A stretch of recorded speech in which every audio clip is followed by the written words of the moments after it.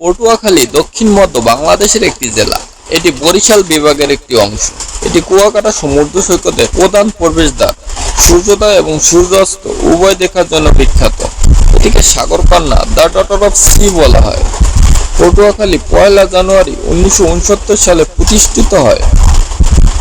ইতিহাস গবেষকদের মতে পটুয়াখালী নামটি পটুয়ার খাল নাম থেকে এসেছে, যা কিংবদন্তি কবি দেবেন্দ্র দত্তের পুরনো কবিতা থেকে এসেছে। সমুদ্র সৌন্দর্যের কারণে পটুয়াখালীকে সমুদ্রকন্যা বলা হয়। এটি পৃথিবীর একমাত্র স্থান যেখানে সূর্যোদয় এবং সূর্যাস্ত উভয় উপভোগ করা যায়। পটুয়াখালীর আয়তন 3220.15 কিলোমিটার, 1243.31 বর্গমাইল। এটি একটি দেশ হলে এটি বিশ্বের আকারে 168তম হতো। এর মানে পটুয়াখালীর চেয়ে ছোট বিশ্বের 28টি স্বাধীন দেশ আছে। আয়তনে পটুয়াখালী বাংলাদেশের 13তম জেলা। পটুয়াখালীতে 1.54 মিলিয়ন মানুষ বসবাস করে।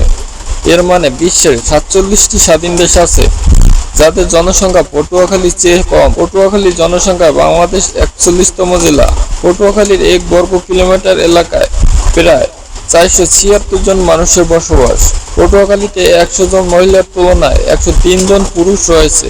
পটুয়াখালী পায়রা বন্দর বারিজা বাংলাদেশের 3য় সমুদ্র বন্দর।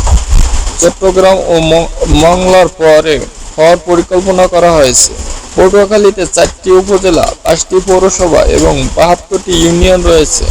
এ.কে.এম. ফজলুল হক ভারত পাক উপমহাদেশের ভারত, বাংলাদেশ, নেপাল এবং পাকিস্তান অগ্রগামী কলোরেক্টাল সার্জন এবং শিক্ষাবিদ, প্রশাসক এবং রাজনৈতিক ব্যক্তিত্ব মোহাম্মদ কিরামত আলী পটুয়াখালী জেলায় জন্মগ্রহণ করেন। পটুয়াখালী তার প্রাকৃতিক খাবার যেমন নারিকেল, খেজুর, সাধারণ ডুমুর, বেঙ্গল, বাদাম, পেয়ারা, কালো বরই ইত্যাদির জন্য বিখ্যাত।